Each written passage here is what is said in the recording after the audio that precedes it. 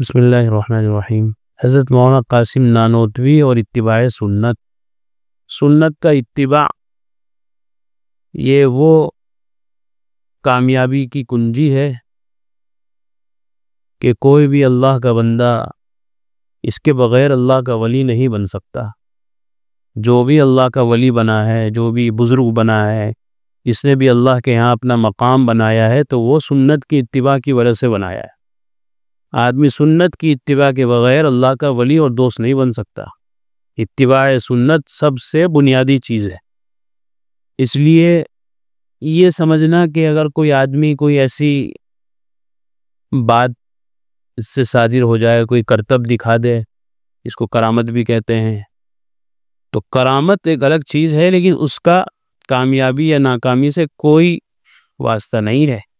اس لیے کہ جادو تو جادوگر بھی دکھا دیتے ہیں، یہ کوئی کمال کی چیز تو نہیں ہے۔ کمال کی چیز ہے اتباع رسول، سنت کا اتباع ہونا چاہیے۔ کرامات سے کیا ہوتا ہے؟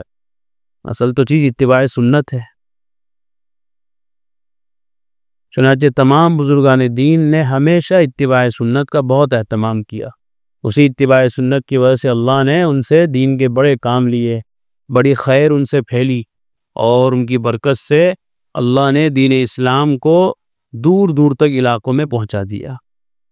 ہمارے بزرگوں میں حضرت مولانا قاسم نانوتوی رحمۃ اللہ علیہ، جو دارالعلوم دیوبند کے بانی ہیں، جنہوں نے اس کی بنیاد رکھی تھی، جنہوں نے دارالعلوم دیوبند کو شروع کیا تھا، حضرت مولانا قاسم نانوتوی رحمۃ اللہ علیہ، تو وہ بھی بڑے مشہور تھے سنت کی اتباع کے اندر۔ اللہ نے اتنا بڑا ان سے کام لیا۔ اب دنیا میں لاکھوں مدرسے ہیں جو دارالعلوم دیوبند کی بنیاد کی وجہ سے ہی قائم ہوئے ہیں۔ یہاں دارالعلوم دیوبند کے پڑھے ہوئے لوگ پڑھا رہے ہیں، دنیا کے کونے کونے میں پھیلے ہوئے ہیں، اور بڑے بڑے مدرسے چلا رہے ہیں۔ پھر ان کے ہاں کسی کے ہاں 1000 بچے، کسی کے ہاں 2000، کسی کے ہاں 5000 بچے، تو سب کا ثواب کس کو مل رہا ہے؟ سب سے پہلے حضرت مولانا قاسم نانوتوی، کیونکہ انہوں نے بنیاد ڈالی تھی ہندوستان کے اندر۔ انگریزوں کو جب یہاں سے بھگایا تو ان کو بھگانے کے لیے دارالعلوم دیوبند کی بنیاد ڈالی تھی۔ تو جو بھی کوئی خیر کی اچھے کام کی بنیاد ڈالتا ہے، جتنے بھی لوگ اس اچھائی پر چلتے ہیں، تو سب سے پہلے اس بنیاد ڈالنے والے کو ثواب ملتا ہے۔ تو حضرت نانوتوی رحمۃ اللہ علیہ کو اللہ نے جو یہ اتنا مقبولیت عطا فرمائی، اتنا نام جو عطا کیا، وہ سنت کی برکت تھی۔ سنت کا بہت زیادہ اہتمام ان کے یہاں تھا۔ حضرت حاجی صاحب رحمۃ اللہ علیہ، حاجی امداد اللہ مہاجر مکی، مولانا قاسم نانوتوی رحمۃ اللہ علیہ، مولانا رشید احمد گنگوہی کے وارنٹ گرفتاری جاری ہو گئے تھے۔ پہلی جنگ آزادی جب ہوئی تو اس میں چونکہ مسلمانوں کو شکست ہو گئی تھی، کامیابی نہیں مل پائی تھی، تو انگریزوں نے پھر جو ان کے بڑے بڑے لوگ تھے، یہ جنگ آزادی کے جو ہیرو تھے، جو کمانڈر تھے، ان سب کے خلاف وارنٹ گرفتاری جاری ہو گئے تھے کہ ان سب کو گرفتار کرو۔ انہوں نے انگریزوں کے خلاف، ہمارے خلاف بغاوت کی ہے، جہاد کیا ہے، لہٰذا ان بڑے بڑے سارے لوگوں کو گرفتار کرو۔ ان میں ہمارے اکابر حضرت حاجی امداد اللہ صاحب مہاجر مکی، یہ تو سب سے پیش تھے، یہی پورے جنگ آزادی کی سرپرستی کر رہے تھے، اور انہوں نے پورا جال بچھایا تھا پورے ملک میں۔ اور یہ دونوں مولانا قاسم نانوتوی، مولانا رشید احمد گنگوہی، یہ دونوں حضرت کے مرید ہیں، حاجی امداد اللہ صاحب کے مرید ہیں دونوں، مولانا قاسم نانوتوی بھی، مولانا رشید احمد گنگوہی بھی۔ تو ان تینوں حضرات کے خلاف گرفتاری کے وارنٹ جاری ہو گئے تھے کہ ان کو گرفتار ہونا ہے۔ تھانہ بھون کے فساد میں شاملی کی تحصیل پر حملہ کرنے والے یہی لوگ تھے۔ شاملی میں جو جنگ آزادی ہوئی تھی، وہ انہی حضرات کی نگرانی میں، سرپرستی میں ہوئی تھی۔ تھانے کی بستی کی دکانوں کے تحصیل کے دروازے پر چھپر جمع کیا، ان پر آگ لگا دی، یہاں تک کہ جس وقت آدھے کواڑ جل گئے، ابھی آگ بجھنے نہ پائی تھی کہ ان نڈر مولویوں نے جلتی آگ میں گھس کر خزانہ لوٹ لیا۔ یہ الزام لگایا جھوٹا۔ اصل تو مقصد یہ تھا کہ انہوں نے چونکہ مسلمانوں کے درمیان جہاد کی روح پھونک دی تھی، مسلمانوں کو جہاد کے لیے تیار کیا تھا، تو اصل تو جرم ان کا یہ تھا۔ یہ الزام یہ لگایا کہ انہوں نے دکانوں میں آگ لگا کے وہاں سے مال چوری کر لیا۔ حضرت حاجی امداد اللہ صاحب رحمۃ اللہ نے اسی قصبے میں مولانا قاسم نانوتوی، مولانا گنگوہی کو الوداع کہا اور حجاز جانے کے لیے روانہ ہو گئے۔ حضرت حاجی امداد اللہ صاحب مکہ چلے گئے تھے ہجرت کر کے۔ ان ایام میں علامہ قاسم نانوتوی احباب کے اصرار پر 3 دن تک روپوش رہے، 3 دن تک چھپے رہے، اپنے آپ کو حوالے نہیں کیا، گرفتاری کے نہ کرنے لیے اپنے آپ کو۔ 3 دن پورے ہوتے ہی ایک دم باہر نکل آئے اور کھلے عام چلنے پھرنے لگے۔ لوگوں نے پھر روپوشی کے لیے عرض کیا، لوگوں نے کہا کہ حضرت ابھی آپ کے خلاف وارنٹ کٹے نہیں ہے، ابھی جاری ہے، آپ کیوں باہر نکل آئے؟ آپ کو چھپ جانا چاہیے بھی ہو۔ آپ پھر 3 دن چھپ کر پھر باہر آ گئے۔ عرض کیا کہ 3 دن سے زیادہ روپوش رہنا سنت کے خلاف ہے، کیونکہ آپ صلی اللہ علیہ وسلم ہجرت کے وقت غار ثور میں 3 دن تک ہی چھپے تھے۔ تو میں تو اس لیے چھپا ہوں تاکہ اللہ کے نبی کی سنت پہ عمل ہو جائے، میں کوئی ڈرنے والا تھوڑا ہی ہوں۔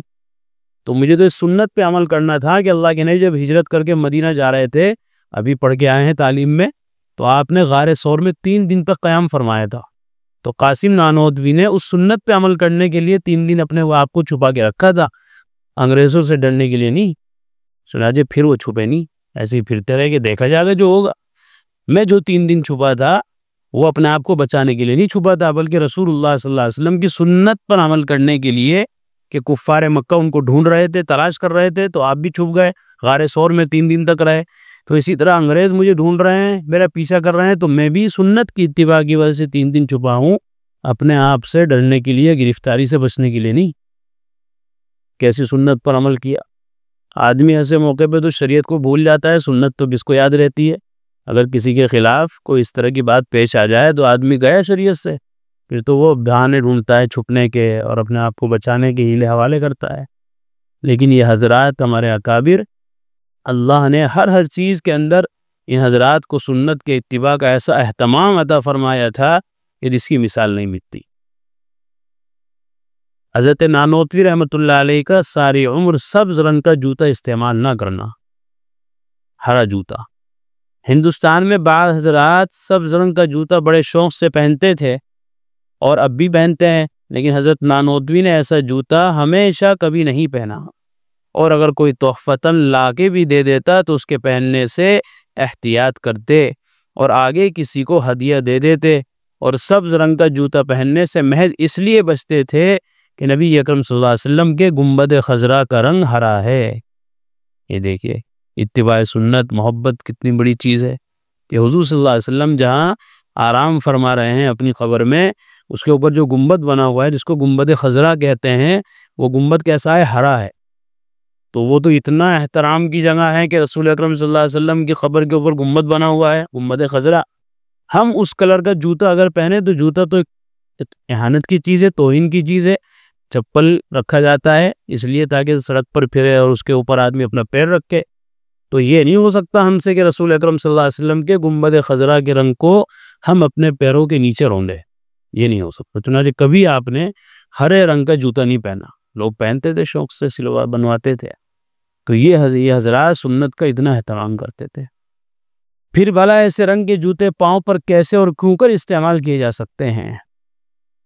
حضرت مولانا حسین احمد مدنی نور اللہ مرقدہ حضرت نانوتوی کے حالات بیان کرتے ہوئے لکھتے ہیں کہ تمام عمر حضرت نے ہرا جوتا اس وجہ سے کہ گنبد خضرا کا رنگ بھی ہرا ہے نہیں پہنا، اگر کوئی ہدیہ لے آیا تو کسی دوسرے کو دے دیا۔ اندازہ کیجئے اس نظر بصیرت اور فریفتگی کا کہ گنبد خضرا کے ظاہری رنگ کے ساتھ اس قدر عقیدت اور الفت ہے۔ جب آپ صلی اللہ علیہ وسلم کی قبر کے اوپر بنے ہوئے گنبد کے ساتھ اتنا عشق ہے تو خود حضور سے کتنا عشق ہوگا، کتنی محبت ہوگی ان حضرات کو، جس کے اندر عظیم المرتبت مکین آرام فرما ہیں، جن کی نظر، جن کی مثال، جن کا ثانی خدا تعالیٰ کی ساری مخلوق میں نہ آج تک وجود میں آیا اور نہ قیامت تک آ سکتا ہے، رسول اکرم صلی اللہ علیہ وسلم۔